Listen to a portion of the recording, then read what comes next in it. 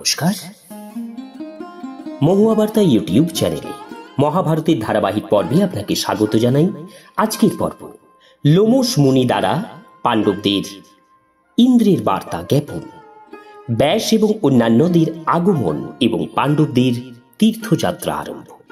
চ্যানেলে যারা নতুন তাদের অনুরোধ জানাবো চ্যানেলটি সাবস্ক্রাইব করে মহাভারতের ধারাবাহিক পর্বগুলি শ্রবণ করুন।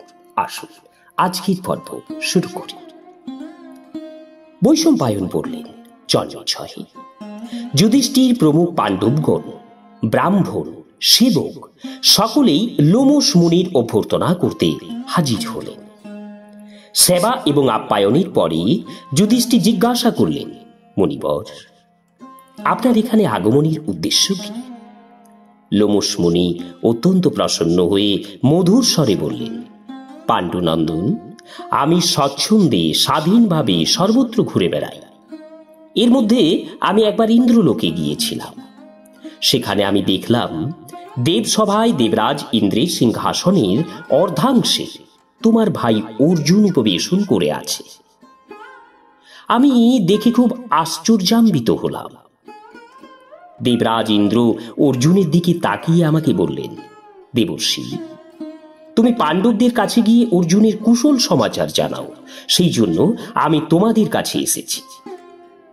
আমি তোমাদের মঙ্গলের কথা বলছি, তোমরা সকলে সাবধানে শোনো।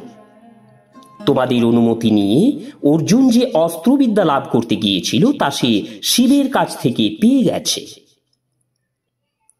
ভগবান শঙ্কর অমৃত থেকে এই দিব্য অস্ত্র লাভ করেছিলেন, সেটি অর্জুনকে দিয়েছে।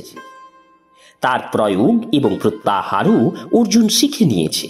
এর দ্বারা যদি নিরপরাধ ব্যক্তির মৃত্যু হয় তাহলে তার প্রায়শ্চিত্ত অর্জুন জেনে নিয়েছে। এই অস্ত্রে ভস্মীভূত হওয়া বন উপবন অর্জুন আবার ফলে ফুলে ভরিয়ে তুলতে সক্ষম। এই অস্ত্র নিবারণ করার কোনো উপায় নেই। মহাপরাক্রমশালী অর্জুন দিব্য অস্ত্রের সঙ্গে যম, কুবের, বরুণ এবং ইন্দ্রের কাছ থেকেও দিব্য অস্ত্র শস্ত্রাদি লাভ করেছে। বিশ্বাবসুর পুত্র চিত্রসেন গন্ধর্বের কাছ থেকে অর্জুন সামগান, নৃত্যগীত, বাদ্য ইত্যাদিও ভালোভাবে শিক্ষা করেছে। গান্ধর্ব বেদ শিক্ষা গ্রহণের পরে অর্জুন এখন অমরাবতীপুরীতে আনন্দে বাস করছে।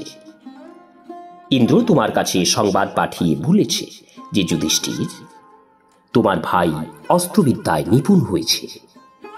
ওর এখন এখানে নিবাত কবচ নামক অসুরকে বধ করতে হবে। এই কাজ এত কঠিন যে অনেক বড় বড় দেবতাও করতে সক্ষম হয়নি। অসুর বধ করেই অর্জুন তোমার কাছে চলে যাবে। তুমি তোমার অন্য ভাইদের সঙ্গে তপস্যা করে আত্মবল অর্জন করো। তপস্যার থেকে বড় কিছু নেই। তপস্যার দ্বারাই মানুষ মোক্ষ ইত্যাদি প্রাপ্ত হয়। আমি কর্ণ এবং অর্জুন দুজনকেই জানি। আমি জানি তোমার মনে কর্ণের ভয় রয়েছে, কিন্তু আমি স্পষ্ট করে তোমায় জানাচ্ছি যে কর্ণ শৌর্য বীর্যে অর্জুনের 16 আনার 1 আনাও নয়।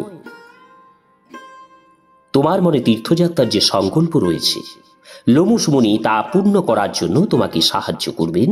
ইন্দ্রের সংবাদ জানিয়ে লোমশ বললেন, যুধিষ্ঠির। তখন অর্জুন আমাকে বলল, তপোধন, আপনি ধর্মজ্ঞ এবং তপস্বী। আপনার কাছে রাজধর্ম বা মনুষ্য ধর্ম কিছুই অগোচরে নেই।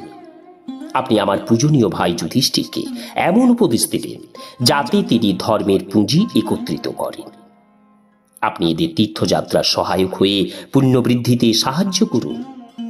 সুতরাং ইন্দ্র এবং অর্জুনের প্রেরণায় আমি তোমাদের সঙ্গে তীর্থযাত্রা করব।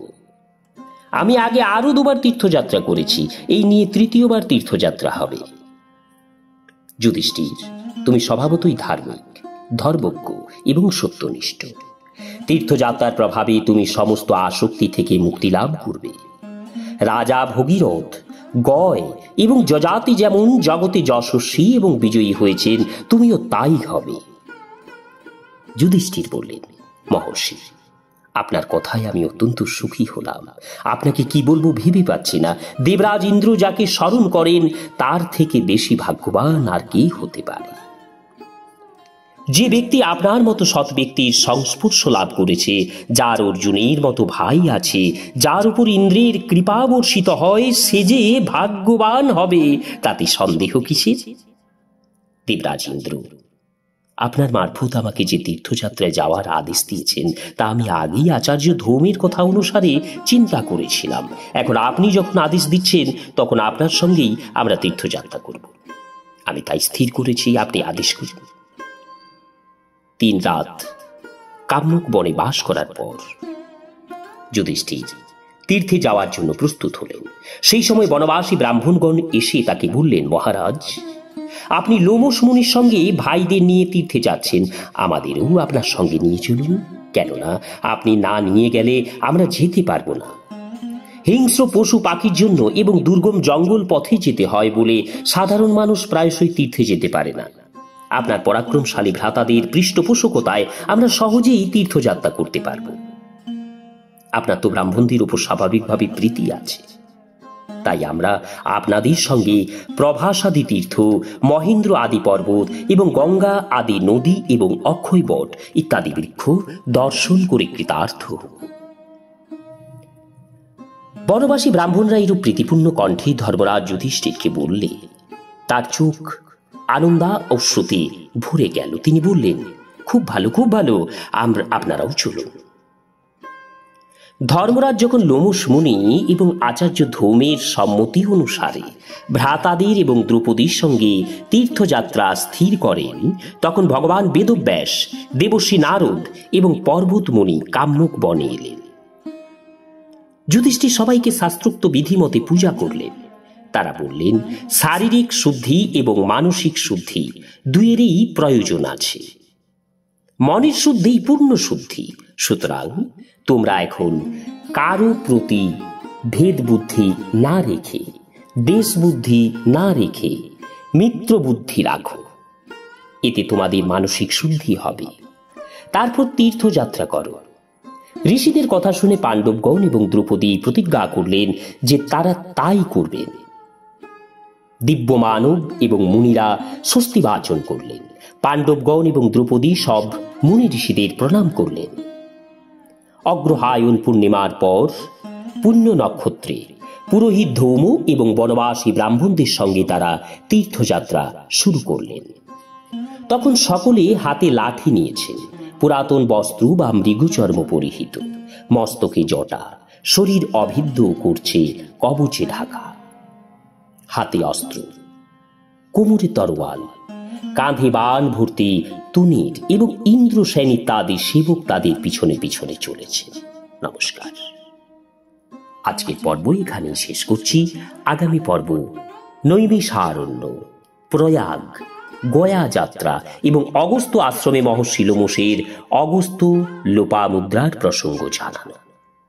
চ্যানেলে যারা নতুন তাদের অনুরোধ জানাবো চ্যানেলটি সাবস্ক্রাইব করে মহাভারতের ধারাবাহিক পর্বগুলি শ্রবণ করুন। রাধে রাধে, হরে কৃষ্ণ।